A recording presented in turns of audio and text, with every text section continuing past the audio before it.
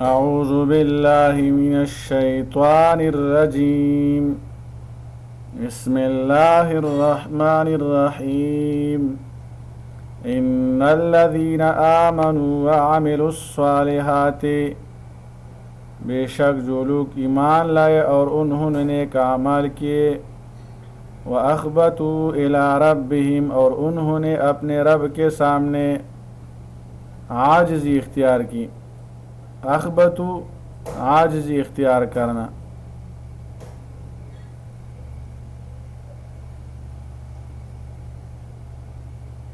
اولئک اصحاب الجنت، وہی جنت والے ہیں، ہم فیہا خالدون، وہ جنت میں ہمیشہ رہنے والے ہیں۔ سعادت مند لوگوں کی صفات کا بیان ہے۔ نمبر 1، وہ اللہ کے کلام اور اس کے رسول پر ایمان لاتے ہیں، وہ اللہ اور رسول اللہ صلی اللہ علیہ وسلم کے احکامات پر عمل کرتے ہیں، وہ عاجزی اختیار کرتے ہیں۔ الخبت اصل میں نشیبی اور نرم زمین کو کہتے ہیں۔ اس کے بعد لفظ الاخبات نرمی اور تواضع کے معنی میں استعمال کرنے لگا۔ وبشر المخبتین، عاجزی کرنے والوں کو خوشخبری سنا دو۔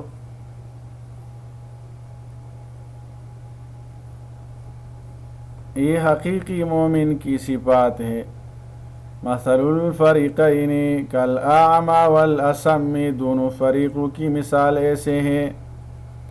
کالاعمی والاصم، جیسے ایک اندھا اور بہرا، والبصیر والسمیع، اور دوسرا دیکھنے اور سننے والا۔ هل یستویان، مثلا کیا یہ دونوں مثال میں برابر ہیں؟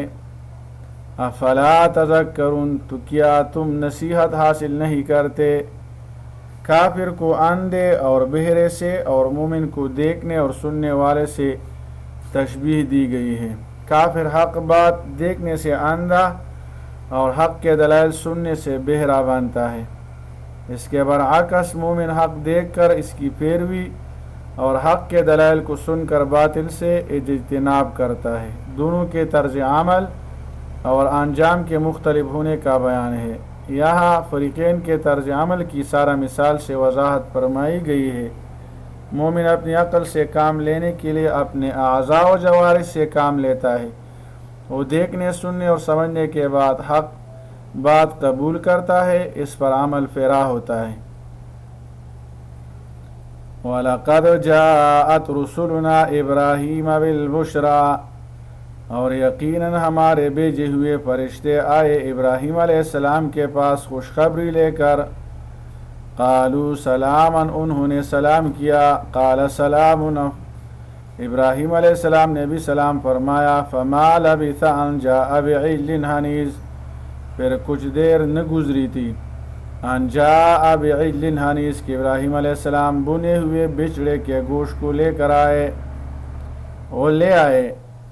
اللہ نے انسانی صورت میں فرشتوں کو حضرت ابراہیم علیہ السلام کی طرف بھیجا۔ فرشتوں کا حضرت ابراہیم علیہ السلام کی خدمت میں سلام اور ان کا جواب حضرت ابراہیم علیہ السلام نے میزبانی کی طور پر بنے ہوئے بچڑے کا گوشت پیش کیا۔ یہ فرشتے حضرت ابراہیم علیہ السلام کو بیٹے کی بشارت دینے اور قوم لوط علیہ السلام کو صفحہ ہستی سے مٹانے کے لیے آئے تھے۔ یہ فرشتے انسانی شکل میں حضرت ابراہیم علیہ السلام کی خدمت میں حاضر ہوئے اور سلام عرض کیا۔ اس سے معلوم ہوتا ہے کہ کسی کا ہاں داخل ہوتے ہوئے سلام کرنا نہ صرف تمام الہامی تعلیمات میں رائج ایک سنت ہے، بلکہ آسمانی فرشتوں کی بھی ایک صفت ہے، اور اہل جنت کے درمیان بھی ایک دوسرے کو سلام کرنے کا رواج عام ہوگا۔ چنانچہ باری تعالیٰ کا ارشاد ہے، مگر ایک بات ہوگی، سلامتی ہی سلامتی کی۔ یہ آیت سے معلوم ہوا کہ سلام کہنا اور سلام کا جواب دینا انبیاء کرام اور فرشتے کی سنت ہے۔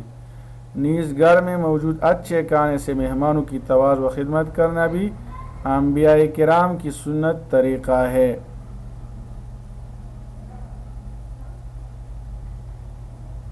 فَلَمَّا رَأَىٰ أَيْدِيَهُمْ، پھر جب ابراہیم علیہ السلام نے دیکھا کہ ان کے ہاتھ لا تصل الیہ، اس کھانے کی طرف نہیں بڑھ رہے، نکرہم، تو انہیں اجنبی سمجھا۔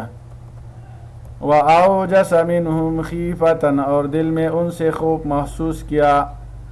قالوا لا تخف فرشتوں نے کہا ڈریے نہیں. انا ارسلنا الی قوم لوط بے شک ہمیں لوط علیہ السلام کی قوم کی طرف بھیجا گیا ہے.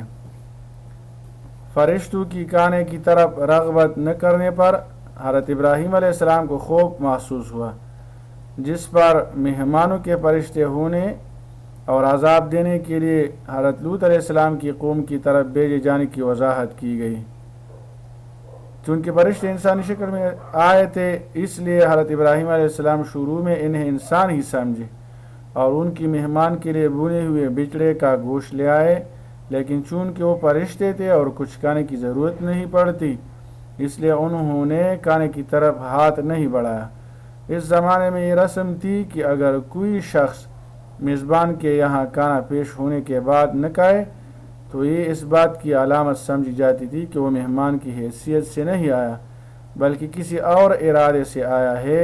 اس لیے حضرت ابراہیم علیہ السلام نے خوف محسوس کیا.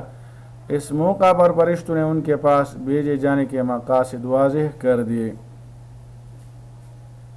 وَامْرَأَتُهُ قَائِمَةٌ، یہاں پر بس اللہ تعالیٰ عمل کرنے کی توفیق عطا فرمائے. وصلی اللہ تعالی علی خیر خلقہ محمد وآلہ واصحابہ اجمعین.